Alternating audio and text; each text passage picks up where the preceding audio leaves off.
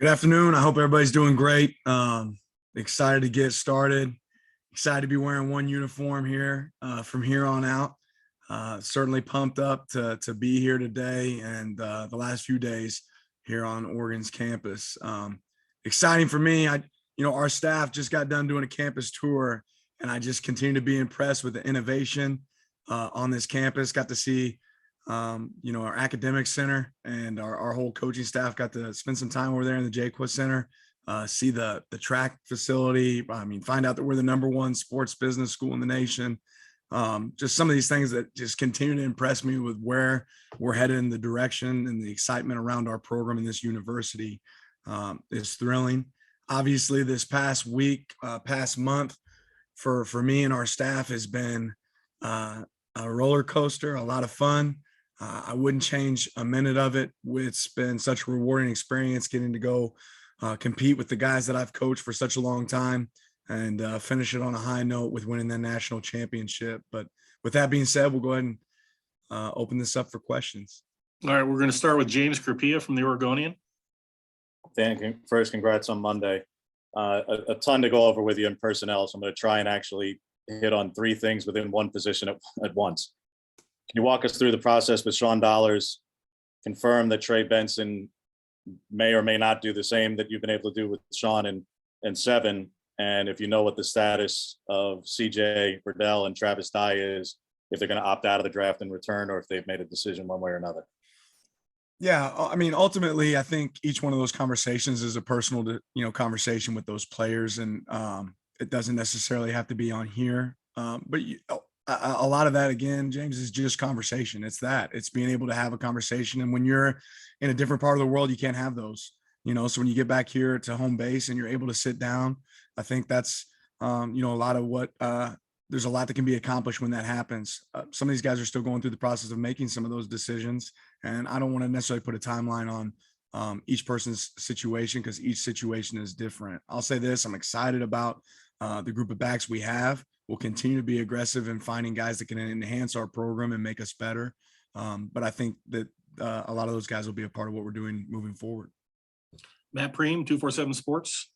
Yeah, Dan, can you speak on just the significance of getting the offensive lineman to come back for another year? Popo, Dorless, Bennett. He had about 10 guys or 8 guys come out and say that they want to play another year. Just the significance of that for you.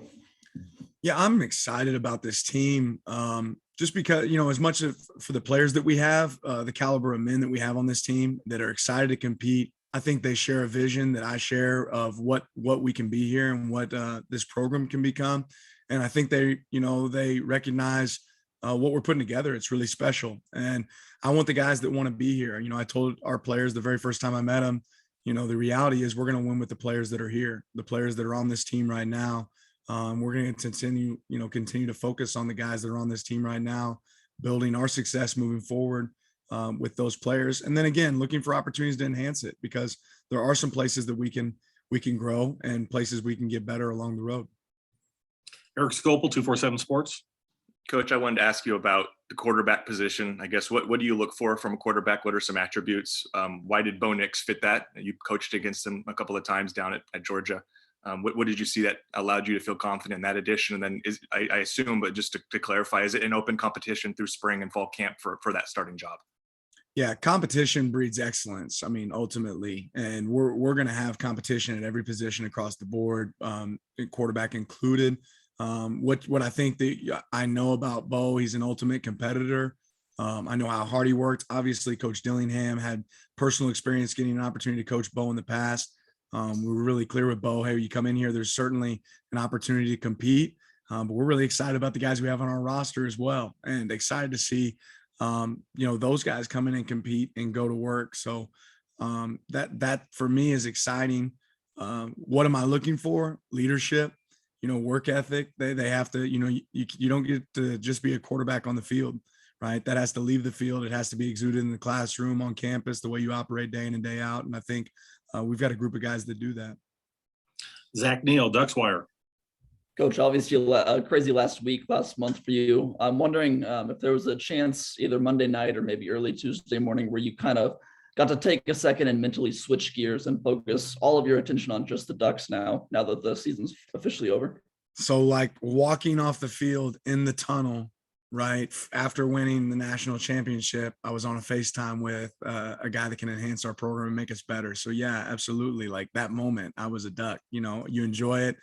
You get to coach your entire career and don't always get an opportunity to win a championship. But I've been fortunate enough to watch other people do that and juggle that in my time. I got to watch Coach Smart do that firsthand in his time going from Alabama to Georgia. And luckily enough, had somebody I can lean on during that process. But it's full steam ahead, Oregon, everything Oregon. And it was the minute I left that field and got the hug on the necks of the players that I love there, gave me an opportunity to move forward. And I'll say this, ultimately, a lot of the players that I got to visit with here at Oregon were appreciative of the commitment that I was able to make to the guys that we had there. It meant so much to me to be able to finish that season a certain way. And I think they were grateful and recognized, okay, wow, Coach Lanning says what he's about, but ultimately, I think I've said before, actions are so much louder than words. Getting to go back there and finish that the right way, I think spoke volumes to what I hope we can do here at Oregon and recreate. Max Torres, Ducks Digest.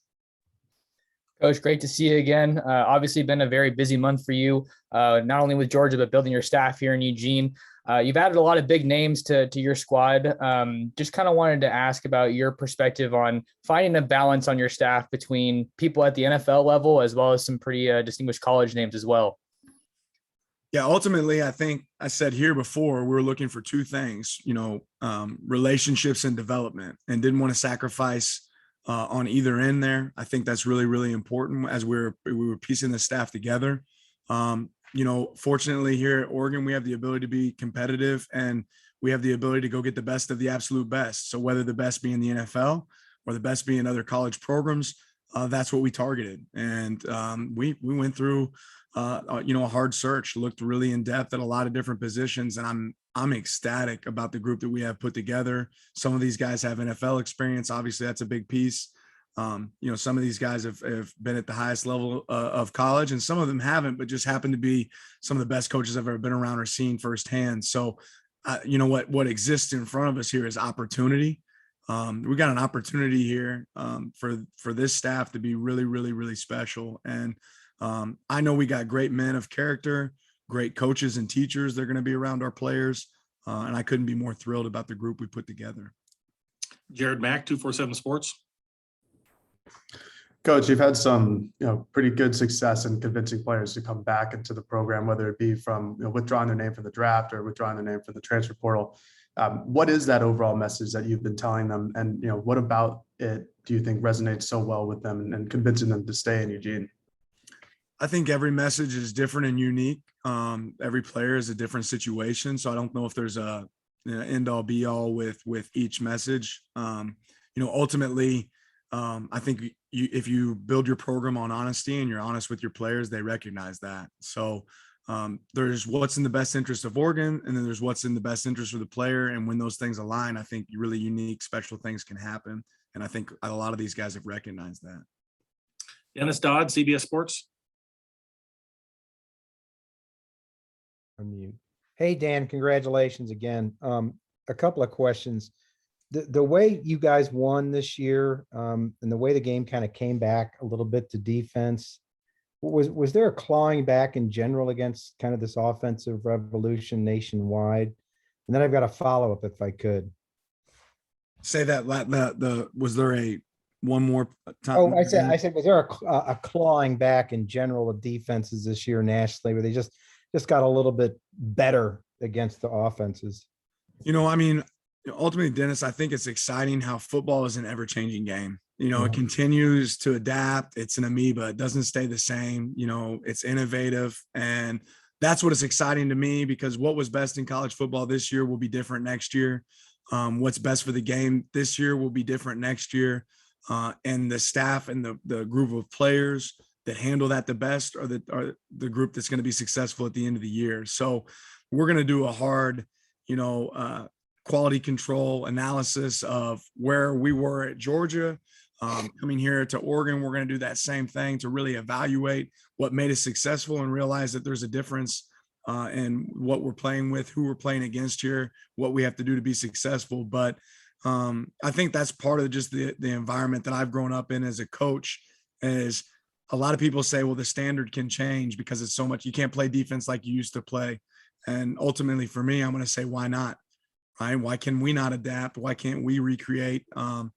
If you have a group of men that believe in that, then great things can be accomplished.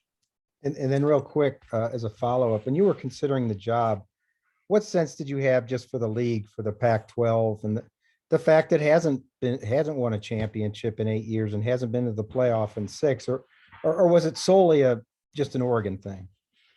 No, I mean, I think this is a unique opportunity. I Yeah. think everyone that's sitting on the outside looking in right now can look at this league and say, okay, there's a commitment to excellence. There's obviously a lot of pieces and moving parts in this league right now, and a lot of opportunity for schools to advance. So I came here because I'm excited about the competition. Look, our first game next year is against an SEC opponent that I happen to know pretty well. I think they got a pretty good team down there, but that excites me about coming. Obviously, Oregon and getting to play in the Pac-12 is really, really exciting as well. All right. Thank you. Good luck. Thanks, Dennis. Andrew Hobner, KZI. Dan, congrats on the national championship win. Had a question about building out this staff. Your former head coach had a big quote this past year about the importance of recruiting and the lifeblood it is to a program. And basically all your assistants have that one thing in common. You talked about development as well as recruiting, but how much in today's world was it a factor to have really good top tier recruiters at basically every assistant position you have on the field? Yeah, I mean, ultimately, I don't think it matters how good a coach you are if you're not able to have great players. I mean, I agree with Coach Smart, very much so from that standpoint. Is I've always been the best coach when I had great players, but like I said, I think great people that have great relationships are great recruiters. And when you hire people that are genuine and have great relationships, or good communicators and good teachers, they generally are also successful at recruiting. Ultimately, what I look for and all that was guys that are good at everything they do. I don't feel like you have to settle and have one or the other. But we have to have great players here at Oregon to be great. Tyson Alger, I-5 quarter.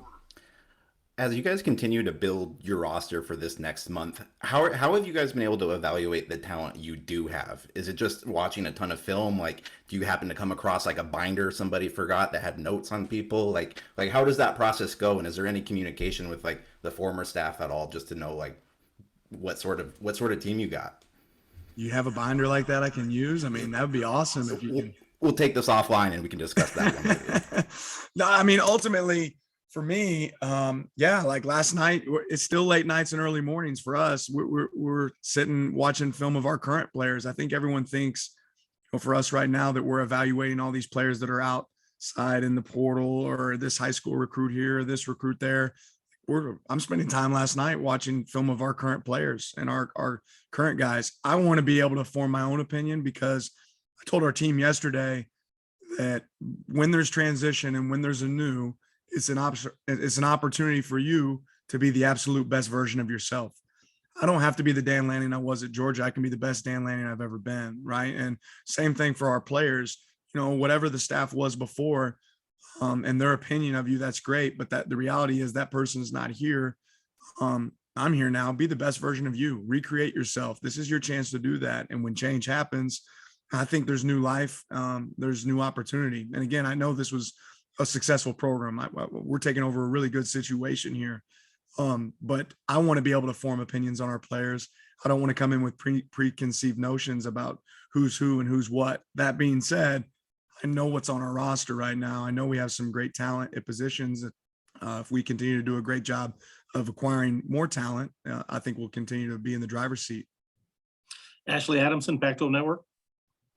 Hey, Coach, you mentioned just leaning on Coach Smart. I'm curious if he's giving you advice, or what advice you'd be willing to share with us on the transition from being an assistant and a coordinator to running your own program. I'd say my biggest ally with Coach Smart was more observation in the last month, in the last 4 years, and my time with him in Alabama. More than anything, rather than asking a question, I just watched how he operated day in and day out. after the game was over, he sent me a text message. Hey, love you, Dan. Got to remove you from the staff thread. And that's, appreciate you, coach. But now we're on the other end of things. And that's like, I'll be forever grateful for what coach has done for me and my development as a coach. And I will certainly lean on him. I got a feeling between now and game one, we probably won't talk as much as we might after we complete that game. But I know he will always be a resource there for me, and as I can be, hopefully, for him at some point, if there's ever some way I can help him. Trevor Denton, KVAL TV. Hey, Dan, after the national championship, you talked about just having an uncommon number of vocal leaders on that Georgia team. So just curious, now that you're here, how do you go about identifying those guys on the Ducks roster? Time will tell. I mean, conversation, opportunity, I think it's we'll keep repeating myself. It's going to be more about what we do and not what we say, but you have to create environments where these guys have an opportunity to be able to be vocal, speak in front of the team, speak in front of each other. You have to understand what makes a person operate and what makes them tick and why they go. And you can't do that without time. The unfortunate part for us right now is I haven't been able to go on the road once as a coach for Oregon and recruit, right? But tomorrow we get that opportunity. So we have to take advantage of that for our program. But that means I'm not going to be here with our players. So that you still have to operate the phone. You still have to be able to work through that. You still have to lean on people that are here in the building that aren't on the road recruiting. And it's going to take some time to identify those leaders. But I know they exist. You just got to give them the opportunity for them to come out. James Crapia, the Oregonian. Few more on personnel, Dan. I saw in the photo from the team meeting today, it looked like Carson Battles and DJ Johnson were there. Have they formally decided to opt out of the draft and return? Is that the indicator there? Two guys I'm not even sure if you're aware of, because your predecessor kept it deliberately vague, but Lance Wilhoit and Jared Greenfield were away from the program this past year. Is it my understanding, are they no longer with the team in any way? And with all the churn, is your initial count there max 29 right now? A lot of questions there, James. I won't get into specifics on every single guy within our program. We're going to war with the guys that are here. That's what I'm going to really focus on. Our numbers, we're not going to necessarily be able to bring in an entire class. We're focused on the guys that are, like I said, here. Our number one job here is still retention of the guys that we have. But we are in the field of acquisition as well. So we'll look at the portal. We'll look at opportunities for high school players and junior college players that can enhance our program as we move forward. But as far as specific numbers, I'm not going to get into that on here. Jared Denny, Scoop Duck. Hey, Dan, you guys have already obviously dipped into the portal for 2 players already. And I'm just kind of curious what that process was like when you're still coaching at Georgia. Like you said, you haven't necessarily even seen the players on your own Oregon roster yet. You're still going out and getting a couple guys that presumably can help you guys improve the team. Yeah, I think you're able to lean on relationships of guys that you've brought on staff. And, I think it's really, and then be able to get into conversations. The great thing is technology allows us to evaluate film, Zoom, phone calls, FaceTimes from long distances away, and you can build connections quickly. But we've leaned a lot more than anything on experience on our staff with people in conference and across the nation, lean on what we know about players personally, and then able to do some deep dives in research into way guys can enhance us and help us become better. We have time for 2 more. Rob Mosley. Coach, is obviously the time of year when the strength staff, gets down to working, coming off the season and to build up towards the spring and next season. Your thoughts on Coach Love and kind of the impact you want him to have with your guys, and also the decision to keep Shad Williams from the previous staff. I'm so excited about Shad. Shad is a guy, I don't know how open I can be about this, but he's a guy that I tried to work with before. I tried to bring him aboard before and join a program for me that wasn't here. I just am impressed with his ability to develop relationships with players. I think really highly of Shad, and Oregon was so special to Shad that Shad decided to stay here. So I told him, hey, if you wouldn't come to me, I had to come to you. And it worked out that we get to coach together, and I'm thrilled about him. Wilson and I, we have a history together. We worked together at Alabama at the same time. I'm excited to see how much he has grown in the profession. The one word I would use to describe him is passion. This guy operates every single day with a unique passion. I think I was in the office yesterday a little bit before 6 a.m. I said, "Hey, Wilson, just let me know when you get in today." He goes, "Coach, I've been here since 4." I was like, "Okay." So this guy, he's wired different. He's special. He's really, taking a deep dive into the relationships with our players. So I'm excited to see that firsthand. And those are two guys that I'm thrilled. And we're also going to be able to keep Coach Davis here on staff in the strength room, something I'm really excited about. So we have a great base there, and we're able to bring a couple more guys that'll be great additions that we'll be able to announce shortly to help us in that room as well. Last question, Matt Preen, 247 Sports. Danny, can you give us just your thoughts on adding Christian and Sam from the portal and how they fit into the program? And then you mentioned a couple times just the opportunity to find more players to enhance this team. What are the areas you feel like you're going to try and shore up between now and the next signing day period?